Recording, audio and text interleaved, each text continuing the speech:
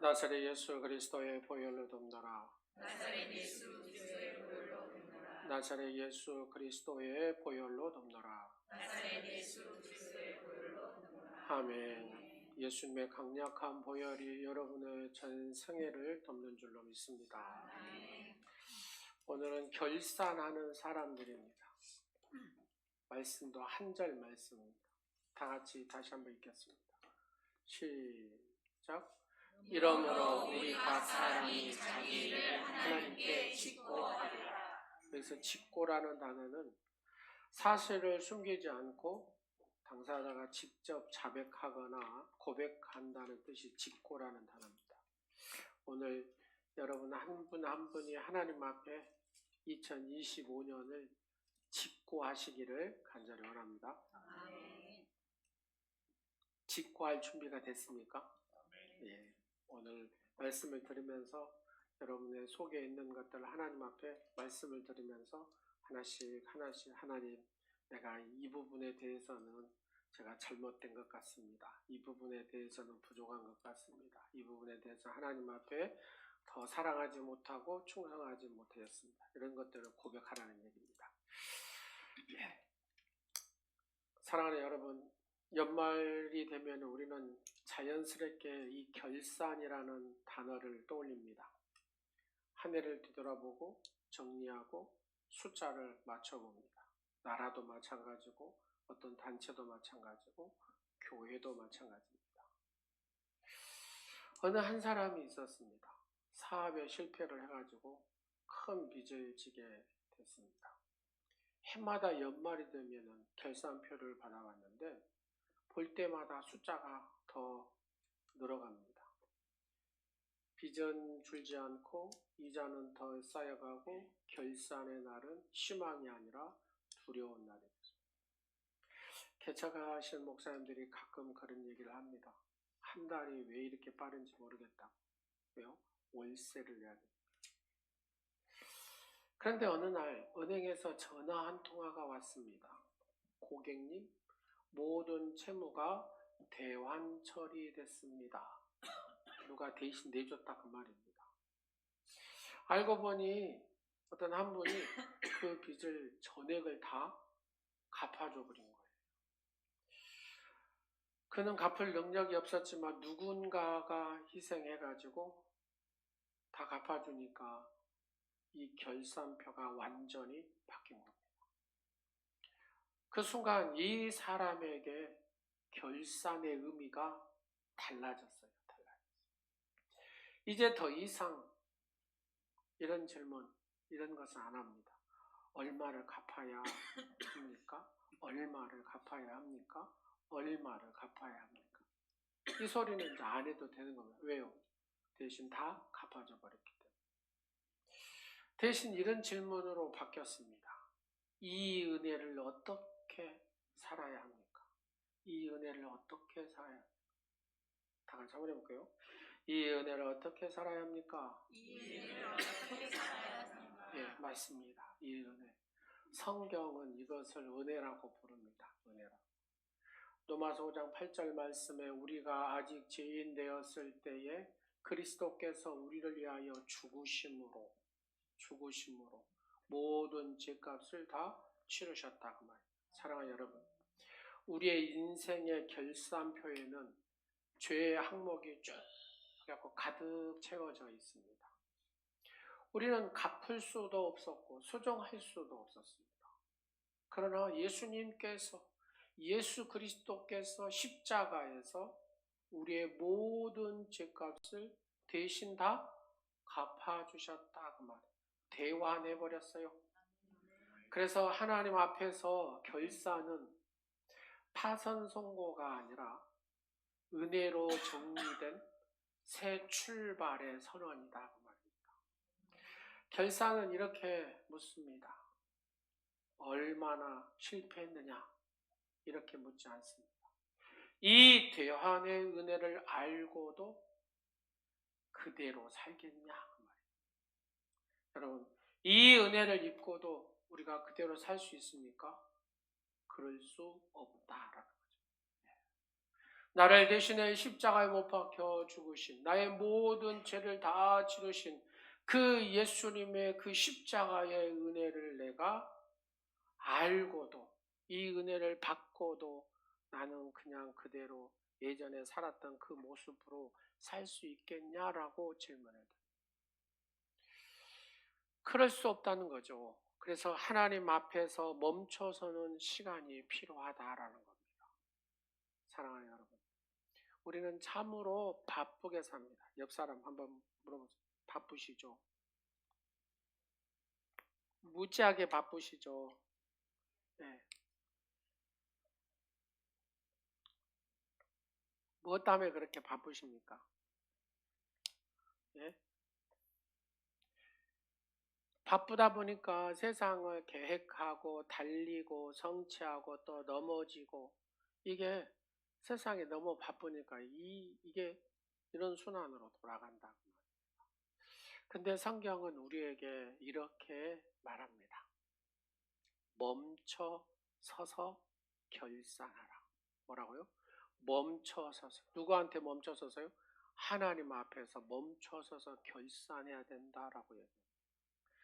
세상은 성과를 결산합니다. 그죠? 얼마 벌었니? 막 그런 얘기 하잖아요. 하나님은 우리의 삶 전체를 계산하십니다. 무엇을 이루었는지가 아니라 어떻게 네가 하나님 앞에서 살았냐 그 말입니다. 무엇을 사랑했는지, 누구를 위해서 살았는지를 하나님은 물으십니다. 결산은 두려움의 시간이 아닙니다. 결산은 하나님의 은혜의 초대입니다. 하나님 우리를 정죄하기 위해서 결산하자고 하시지 않습니다. 바로 우리를 세우시기 위해서, 회복과 새 출발로 이끄시기 위해서 전능하신 하나님이 우리를 부르신 줄로 믿습니다. 사랑하는 딸아, 사랑하는 아들아, 뭐하자? 결산하자. 결산. 오늘 우리는 하나님 앞에서 세 가지 질문으로 우리의 인생을 결산하고 2025년을 결산하고 여러분의 삶을 결산하고 앞으로도 이 결산을 우리는 계속해서 해야 될 줄로 믿습니다. 첫 번째는 시간의 결산입니다. 나는 주어진 시간을 어떻게 살았냐 하는 거죠. 하나님께서 내게 선물로 주신 이 시간을 나는 2025년을 어떻게 살았냐 하는 거예요. 에베소서 5장 16절 말씀에 세월을 아끼라 때가 악하니라. 여러분 우리가 사는 이 세상이 어째요? 악하지요. 악해. 엄청나게 악합니다. 상상을 초월할 정도로 악합니다. 악하다는 것은 그만큼 주님이 오실 날이 어째요? 가까웠다 그 말입니다. 성경은 시간을 중립적으로 보지 않습니다. 시간은 하나님의 선물입니다. 하나님의 선물. 모든 시간의 주인 되시는 분이 누굽니까? 엘 올람 하나님. 그죠? 영원하신 하나님. 이 시간의 주인이 하나님이라는 사실을 믿으시기 바랍니다. 우리에게 이 주어지는 시간, 이 시간 하나님께서 우리에게 선물로 주셨다라는 사실을 늘 인지하고 감사하는 여러분 되시기를 간절히 축원합니다. 그럼 하나님께서 우리에게 이 선물로 주신 이 시간, 근데 또 이 시간을 내가 책임지고 청지기로서의 사명을 잘 감당해야 된다는 거예요. 선물 주는 동시에 뭣도요? 청지기의 사명도 줬다라는 겁니다. 세월을 아끼라는 말은 이런 얘기입니다. 시간을 전략해라라는 뜻이 아니라 여기서 세월을 아끼라는 말은 여러분에게 선물로 주신 이 시간을 얼마나 내가 하나님의 거룩한 뜻에 맞게 사용했냐 이겁니다.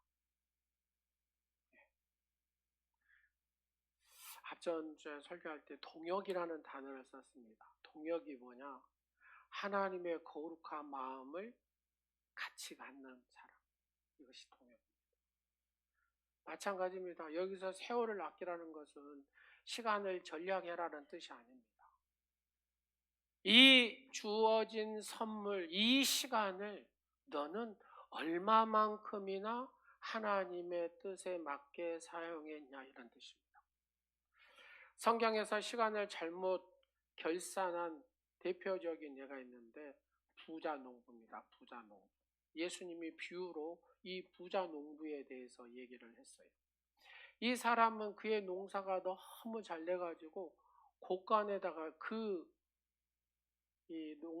농사 지은 이 알곡들을 다 채울 수가 없어요. 곳간이 부족할 정도였어요. 그래서 그는 이렇게 얘기합니다. 내가 곳간을 헐고 더 크게 짓자. 그리고 내 영혼아, 열에 있을 것이 가득 쌓였기 때문에 이제 먹고 마시고 즐기자. 이렇게 이 부자가 얘기합니다. 그런데 하나님이 이 부자에게 뭐라고 말씀하시냐? 어리석은 자여라고 얘기합니다. 오늘 밤에 내 영혼을 도로 찾으리니 그러면 내 이 준비한 것이 누구의 것이 되겠느냐라고 얘기합니다. 그렇습니다. 이 부자가 자기 것을 이렇게 곳간을 세워서 먹고 마시고 즐기자 하고 큰 소리를 팍 치는데 하나님은 오늘 네 생명을 너를 거둬버리면 너는 어떻게 하겠냐? 네가 이렇게 지금 가지고 있는 것 어떻게 될 것 같냐? 라고 물으십니다. 그죠? 여러분 옆 사람한테 이렇게 인사하겠습니다. 뵙게 돼서 참 반갑습니다. 지금 어제 안녕히 주무세요 하고 오늘 새벽에 못 일어난 사람이 많습니다. 천국에 갔든 지옥에 갔든 갔어요. 중요한 건. 근데 여러분 지금 일어나가지고 제 얼굴을 보고 있잖아요. 이 또한 감사할 일인 줄로 믿으시기 바랍니다.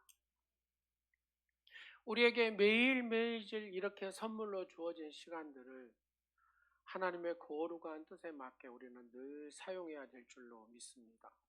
이 시간이 내 시간이 아니라니까요. 근데 우리는 자꾸 이 시간을 내 시간으로 생각합니다. 하나님의 시간으로 생각하고 하나님의 거룩한 뜻에 맞춰서 살아야 되는데 자꾸 이거를 내 시간으로 늘 생각하려고 합니다. 그러다 보니까 문제가 됩니다.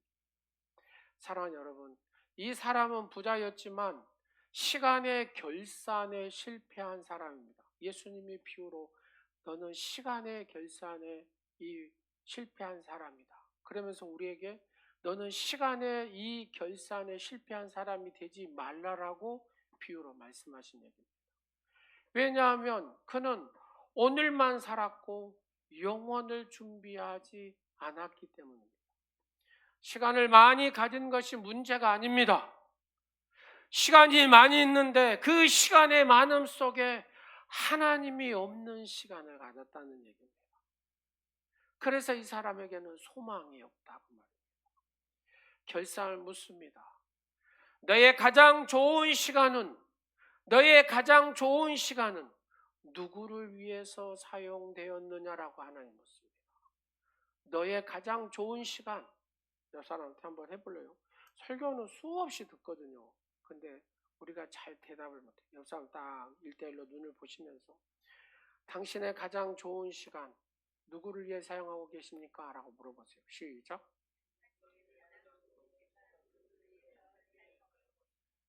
예, 나를 위해 사용합니다.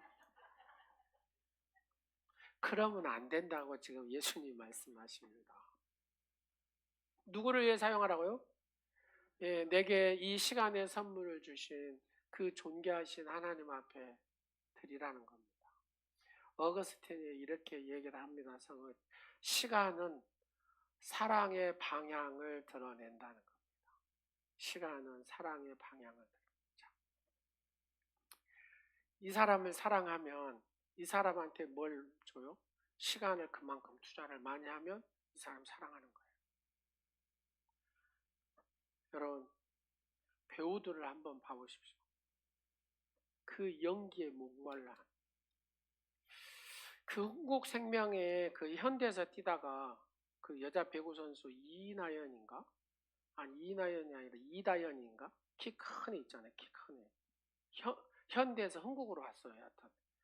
그래가 6년인가 7년인가 여하튼 거기서 했대요.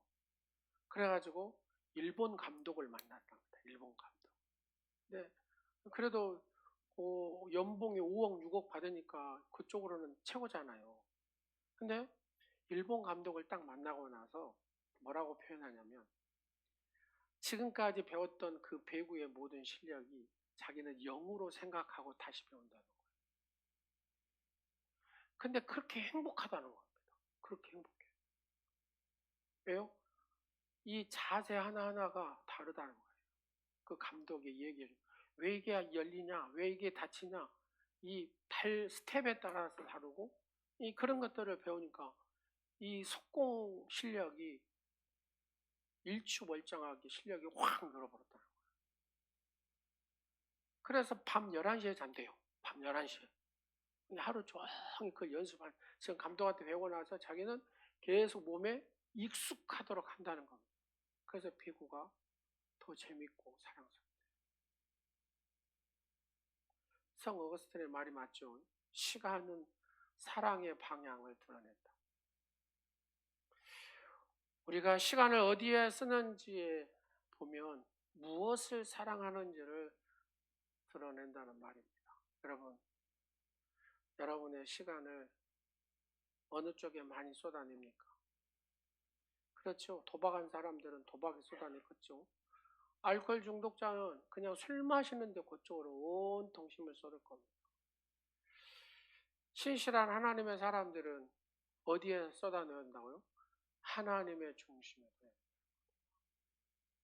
신실한 장로님이 은퇴를 후에 이런 고백을 합니다. 젊었을 때 하나님이 찾고 버려요. 젊었을 때 시간이 많잖아요. 그래서 늘 하나님 앞에 하나님 내가요 이거 하고 난 다음에 하나님 일 열심히 할게요.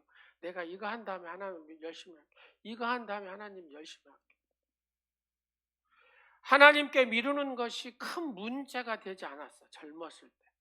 그렇게 살았어. 그러나 돌아보니까 자기의 가장 바빴던 그 젊음의 시간에 하나님을 늘 미루었다는 겁니다. 미루었어. 그래서 이분이 자기가 결단을 해요. 좀 일찍 결단했으면 좋았을 텐데 은퇴하고 결단해갖고 진짜 그 젊은 시간을 쏟아내야 되는데 그걸 쏟아내지를 못한 거예요. 하나님 중심. 그걸 후회하시더라고요. 그러면서 큰 것부터는 못하니까 작은 것부터 해야 되겠다 싶어서 매일 새벽 30분 이상씩은 기도해야 되겠다. 그리고 기도의 시간을 쏟았답니다. 말씀과 기도로 하루를 이렇게 시작하기 시작. 그리고 얼마 후에 이렇게 얘기합니다. 이 시간이 더 긴 게 생긴 것도 아닌데 자기의 인생의 중심이 하나님 앞에 딱 서게 됐다는 거예요. 여러분, 저는 막 새벽기도 열심히 하라고 안 하잖아요. 여러분의 생활을 다 아니까. 그래서 토요일 날 하자고 하잖아요. 토요일 날 시간도 7시에 하면 더 잘할 것 같습니까, 여러분? 예? 7시 하면 일어날 것 같아요? 그럼 7시에 해요, 7시. 혹시 5시도 한 6시로 바꿔버릴까요? 그럼 여러분 한 분이라도 더 일어날 것 같습니까? 아, 다 한번 손 한번 들어. 나는 5시 말고 6시에 새벽기도 하면 일어나겠다. 손 한번 들어. 6시로 바꿔야 되겠구만. 여러분, 중요한 것은 이 시간을 내가 하나님 앞에 얼마큼 투자했느냐에 따라서 하나님을 얼마나 내가 사랑하는가 이게 드러난다니까. 시간은 똑같아요. 뭐 길어진 것도 아니에요. 근데 이 내 마음의 중심이 하나님 앞에 딱 서는 순간에 내 인생의 삶이 달라진다는 겁니다. 사랑하는 여러분, 결산의 은혜는 시간을 늘려주는 것이 아니라는 겁니다. 이 시간의 주인이 누구냐 하는 거예요. 이 시간의 주인이. 여러분의 이 시간의 주인이 누구라고요? 그렇죠. 하나님이라. 시간의 주인을 다시 세우는 은혜, 이게 여러분에게 있기를 간절히 축원합니다. 두 번째로는 관계의 결산입니다. 나는 사랑과 용서로 살아가는가 하는 것. 베드로전서 4장 8절 말씀에 무엇보다 열심으로 서로 사랑할지니 사랑은 뭘요? 허다한 죄를 덮느니라. 하나님은 우리의 신앙을 관계 속에서 시험하십니다. 관계 속에서. 혼자, 네? 여러분, 혼자 이렇게 있으면 시험 들 일 있어요, 없어요? 있어요, 없어요? 시험 들 일 있어요? 없어요, 없어. 외로운 거 외에는 없어요. 외로운 거 외에는 없다니까. 근데 만나고 관계하고 이러면 어째요? 시험 들 일이 많이 있습니다. 예배의 금은 진실성은 뭐냐? 예배의 진실성. 자, 여러분, 예배를 진심으로 드리고 계십니까? 예배를 내가 진심으로 드리는 사람은 뭐가 나타나냐면 사랑이 나타납니다. 기도가 깊어지면 깊어질수록 용서가 나타납니다. 여러분 한번 체크해 보십시오. 내가 진짜 예배자인가? 진짜 예배자는 사랑이 드러나는 거예요. 내가 진짜 기도자인가?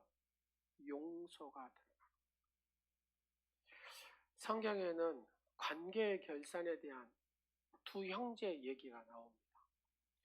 창세기 보면 야곱과 에서의 형제 얘기입니다. 야곱은 형을 속이잖아요. 속여가지고 장자의 축복을 빼앗아서 그 이후로 20년 동안 죽어라고 고생을 합니다. 도망자 신세. 그리고 하나님이 이제 다시 본토 아비 집으로 가거라, 귀양하라고. 귀양하는데 이제 저 자식 다 데리고 이렇게 딱 오는데 형을 만나려고 하니까 이제요, 지은 죄가 있어가지고 내가 두려움으로 가득 찼어요. 근데 또 멀리서 들려오는 소리가 형이 자기 죽이겠다고 군사 400명을 데리고 온다는 얘기. 그래서 야곱이 두려워서 다 저 자식은 약복강 다 건너라 하고 자기는 안 건너서 하나님 앞에 기도를 하잖아요. 두려우니까 밤새워 기도. 하나님 앞에 매달립니다. 하나님 해결해 달라고. 그래서 하나님 응답을 주시잖아요. 해결해 주시겠다. 그 다음날 형을 만나러 쫙 가는데 형이 막 달려가지고 아우야 하고 이렇게 딱 껴안습니다. 그리고 막 울어요. 형 에서를 향해서 야곱이 몇 번을 몸을 굽혔다 그래요? 7번. 7이라는 것은 완전수잖아요. 완전히 형한테 확 굽혔다는 얘기. 여러분, 그 다음에 야곱이 고백합니다. 형님의 얼굴을 보고 누구의 얼굴을 본다고요? 하나님의 얼굴을 본다고요. 하나님의 얼굴을 본 것 같습니다. 주님의 얼굴을 본 것 같습니다. 그렇게 고백합니다. 사랑하는 성도 여러분, 결산은 이렇게 드러납니다. 말이 아니라, 예배의 횟수가 아니라 관계의 회복으로 드러납니다. 관계의 회복.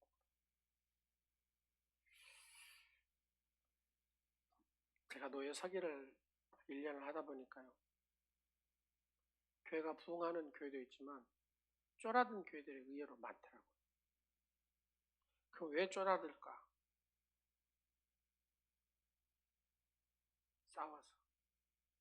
싸워서예요. 왜 싸우냐? 서로 나를 드러내고 싶은데 이것이 드러나려고 그래. 그러니까 미워지는 거, 밀어내요. 똑같은 원리가 이게 작동을 하는 거예요. 내가 드러나고 싶은데 나를 드러나지 못하게 막는다는 거예요. 그게 서로, 그러니까 갈등이. 3,000명이 넘었던 교회가 1,500 반절은 날아가 버려요. 그런 교회들이 많아요. 왜요? 싸우니까. 서로 자기가 잘났다고 막. 그러다 보니까 교회가. 설교 시간에 왜 제가 이 얘기를 합니까? 사탄은 이 관계를 무너뜨려야 교회가 부흥하지 못하고 교회가 자기의 사명을 감당하지 못하고 자멸해버린 거예요. 이게 사탄이 얼마나 왜 이런 현상이 일어나냐? 간단합니다. 성도들이 이 시간을 하나님 앞에 안 두니까 그래요. 하나님 앞에 둬야 되는데 이 중심을 하나님 앞에 둬야 되는데 이 중심을 세상에 딱 두고 교회는 한 1%나 둘까요? 그러다 보니까 교회 기도불이 꺼져. 그럼 기도불이 꺼진 그 자리 옆에 봐보세요. 천사가 앉아있는가 귀신이 앉아있는가 여러분 한번 봐보세요. 옆에. 기도 없는 자리에는 귀신이 앉아있습니다. 여러분 그거 아세요? 여러분의 가정에 딱 가가지고 이렇게 앉아보세요. 그리고 옆에를 이렇게 봐보세요. 귀신이 앉아있는가 천사가 앉아있는가. 이것은 영적인 원리입니다. 원리 여러분. 기도가 식어버린 곳은 반드시 귀신이 앉아있어요. 구석구석에 앉아있어요. 근데 기도가 있는 곳은 앉아있을 수가 없어요. 왜요? 성령의 불이 그곳에. 여러분의 가정을 지키고 싶습니까? 기도해야 돼요. 왜 관계가 깨집니까? 식으니까 그래요. 식으니까. 성령이 식으니까 이성이 움직이기 시작을 해요. 네. 얄밉고 밉고 자기가 드러나야 되는데 자기가 안 드러나니까 싫은 거예요. 그런 것들이 작동을 해요. 그럼 그 교회는 어쩌요? 부흥할 수가 없어요. 이 영적인 원리가 여러분 가정도 그대로 적용하시면 틀리지 않습니다. 내 가정에 왜 이런 일이 일어날까? 그 뭐의 핵심으로 돌아가야 돼요. 하나님 앞에 기도해야 된다니까. 기도하면 회복의 길이 열려 있어요. 왜 내 관계는 이러지? 예, 관계 회복이 돼요. 기도하면 자동으로 하게 돼 있습니다. 사랑하는 여러분, 결사는 어떤 숫자가 아닙니다. 관계로 드러나는 겁니다. 하나님 앞에서 결사는 얼마냐, 옳았냐 이게 아닙니다. 내가 얼마나 사랑했느냐 이겁니다. 사랑하면 되잖아요. 사랑하면 예, 아름다운 결과가 나옵니다. 세 번째로 사명의 결산입니다. 나에게 맡겨진 이 삶을 내가 얼마나 하나님 앞에 충성을 했느냐 그 말입니다. 예수님은 결산의 날을 달란트 비유로 우리에게 설명을 합니다. 어떤 종은 5달란트를 받아가지고 5달란트를 남겼어요. 또 어떤 종은 2달란트를 받아가지고 2달란트를 남겼습니다. 그런데 한 종은 1달란트를 줬는데 1달란트를 가지고 왔어요. 어디다 놔두고요? 땅에 묻어버렸어요. 그리고 파가지고 가져고. 주인이 돌아와서 결산하자 그러니까 그렇게 하는 겁니다. 5달란트, 2달란트 이 종에게는 주인이 뭐라 그래요? 착하고 충성. 잘하였도다. 착하고 충성. 하지만 1달란트밖에 이 1달란트 받은 종에게는 악하고 게으른 종아라고 얘기합니다. 왜입니까? 결과가 1달란트만 가져서요? 아닙니다. 충성하지 않았기 때문에. 핵심은 충성하지 않. 이걸 다른 말로 표현하면 하나님을 그토록 사랑하지 않는다. 땅에 묻어버렸다는 것은 하나님을 사랑하지 않는다. 사랑했으면 그대로 있을 수 없다고 말이에요. 사랑하는 사람은 움직이게 돼 있어요. 뭘로요? 충성으로. 사랑하는 여러분, 하나님은 우리에게 이렇게 묻지 않습니다. 왜 다른 사람만큼 못하냐? 절대로 하나님 그렇게 묻지 않습니다. 하나님 이렇게 물으십니다. 내가 맡긴 그것을 사랑하는 딸아, 사랑하더라, 사랑했느냐? 그 말이에요. 내가 맡긴 그것을 끝까지 사랑했냐라고 주님 묻습니다. 셀을 이렇게 조정을 다 했는데요. 거의 바뀐 거 없어요. 한 셀만 빼놓고. 캄보디아 셀만 3셀로 만들었습니다.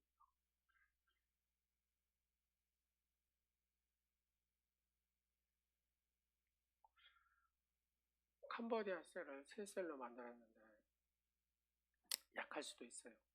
재미없을 수도 있어요. 근데 중요한 건요. 하나님은 그렇게 만들어 놓은 그 셀을 통해서 역사를 하시더라고요.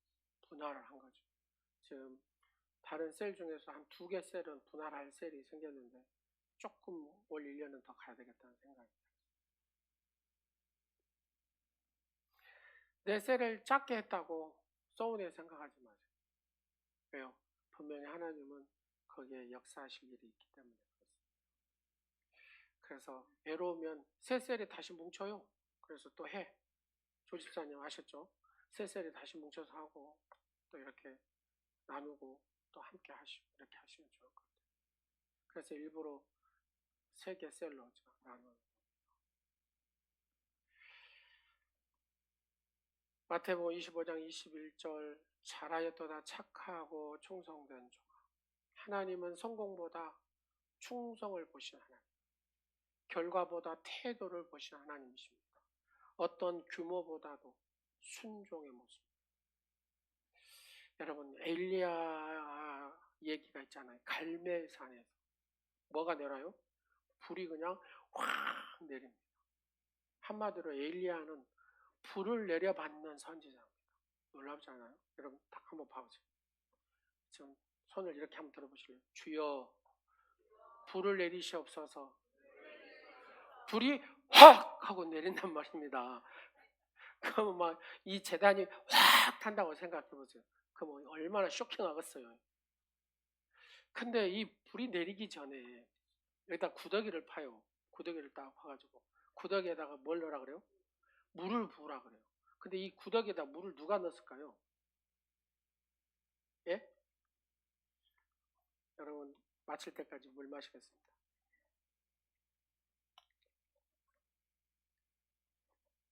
엘리야 제자가 누구예요? 예, 엘리사가 분명히 넣었을 겁니다. 부었을 겁니다. 물을. 여러분 물 부은 사람 생각해 보시면 손 한번 들어보세요. 성경책 보면서 눈에 띄지 않는 사람이 박수받지 않는 사람, 눈에 띄지 않는 순종, 박수받지 않는 섬김. 근데 하나님을 동일하게 봅니다. 엘리야의 막 불을 확 했던 엘리야나 여러분 엘리사 아무런 눈에도 물만 이렇게 부었던 눈에 띄지 않는 순종과 섬김의 엘리사예요. 하나님은 한 번의 불보다 끝까지 물 붓는 순종을 귀히 보셨다.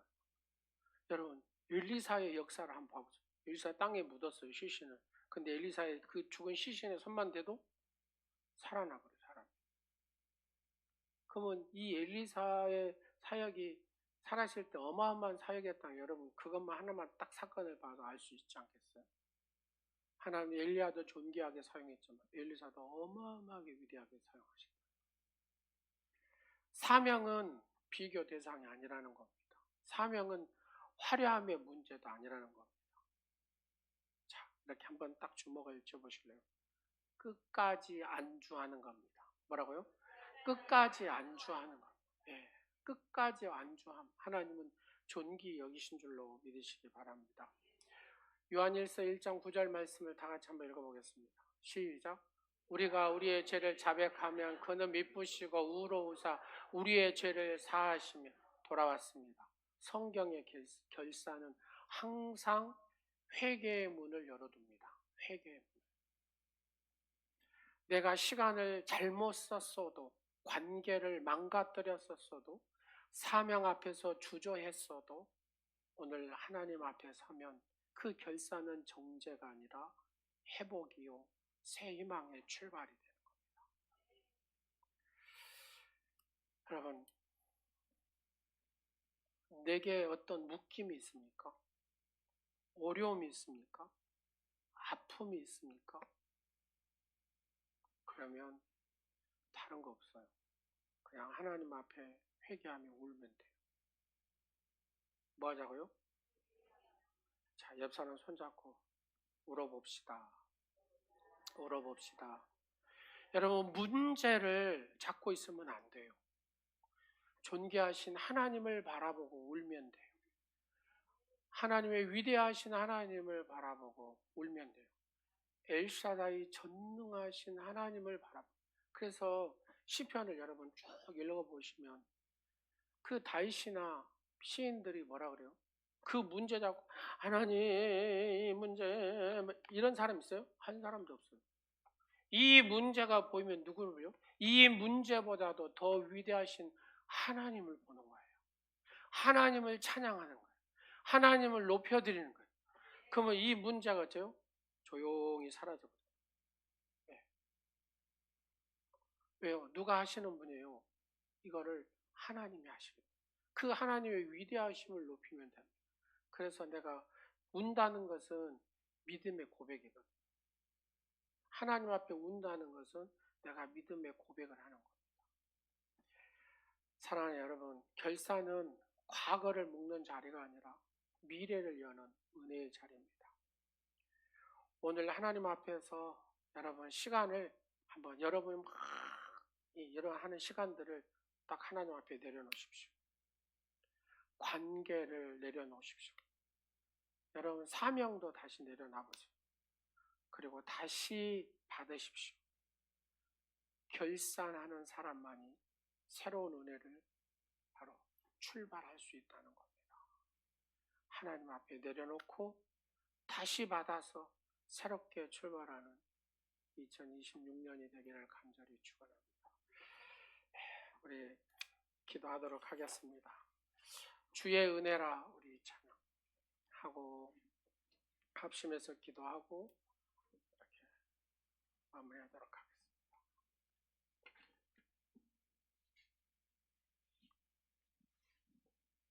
지금까지 지내온 것은 이제 앉아 있으시니라 궁뎅이도 아프시고 하니까 다 일어서셔서 찬양을 같이 할게요.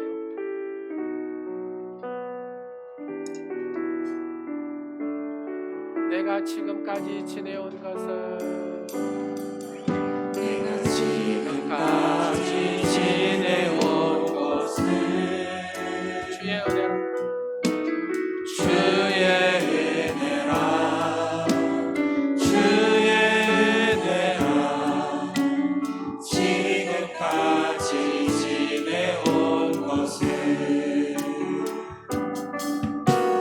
주의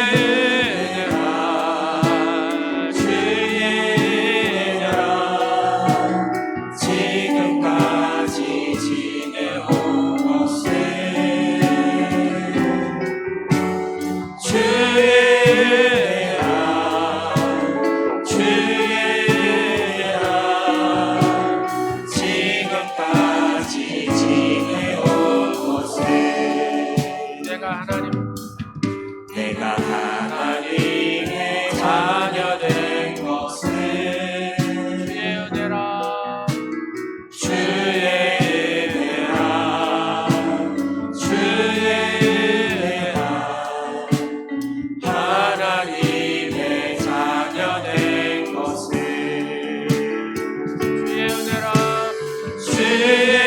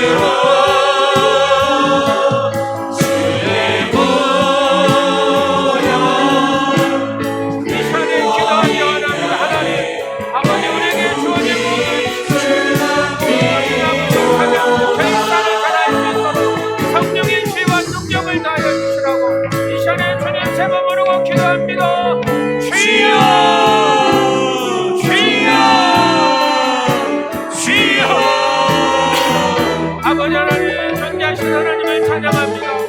한 해를 돌아보며 우리의 삶을 주님 앞에 올려드립니다. 바쁘다는 이유로 놓쳤던 말씀의 자리와 기도의 시간을 아버지 하나님 용서하시옵소서.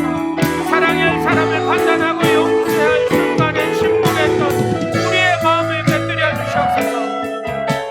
굳어있던 마음을 성령으로 녹여주셔서 다시 살아갈 수 있는 마음을 주시옵소서. 주께서 맡기신 사명을 가볍게 여기고 위로 미웠던 저들을 불쌍히 여겨주옵소서. 결과보다 충성을 기뻐하시고 주님의 마음을 다시 새롭게 하여 주옵소서. 지나간 실패와 후회의 굳게 있지 않게 하시고 은혜의 손을 붙들게 하옵소서. 오늘의 결산이 종례가 아니라 회복이요 새로운 희망의 출발임을 기억하게 하시고 새로운 시간, 새로운 단계, 새로운 사명으로 다시 걷게 하여 주옵소서. 우리의 삶을 새롭게 하시고 오직 주님만을 붙드는 자가 되게 하여 주옵소서. 주님 사랑합니다. 역사하시옵소서. 예수 이름으로, 예수 이름으로. 각자가 씨를 뿌린 대로 열매를 얻게 하신 하나님 아버지, 2025년 한 해 동안 부족함이 없는 보살품으로 살아온 은혜와 사랑에 감사를 드립니다. 적게 뿌렸지만 항상 풍성한 것을 얻게 하신 그 많은 사랑을 생각하면서 오늘 주님 앞에 11조와 주정어물과 감사와 순교와 소원예물과 여러 가지 모습의 예물을 봉헌하오니 하나님 받아 주시옵소서. 첫날 2026년에는 받는 감격을 주는 기쁨으로 이어가는 사랑의 전달꾼으로 살기를 다짐합니다. 오늘 이런 결심마저도 주님 앞에 예물로 드리오니 보이지 않지만 주님께서 이 마음의 중심을 보시고 받아 주시옵소서. 지난 1년 동안 주신 것을 감사하는 마음으로 11조물과 감사예물과 여러 가지 모습으로 드리는 예물이 천하보다 귀한 영혼들을 구하는 역사가 일어나게 하는 징검다리가 되게 하옵소서. 교회 여러 장소에서 서로 다른 모습으로 활동하고 봉사하는 손과 발들이 있습니다. 하늘의 생명력에 칭찬받는 사랑의 순교자로 기록되는 감격을 얻게 하여 주옵소서. 오늘도 드려진 예물 쓸 때 저희의 드린 모습은 사라지고 하나님의 크신 역사가 새롭게 확장되는 기적이 일어나는 출발이 되게 하여 주옵소서. 사랑하는 성도의 가정과 또 직장과 사업터와 하는 일마다 삶의 자리에 은혜의 빛이 비춰주게 하시고 하나님의 풍성한 은혜가 임하게 하옵소서.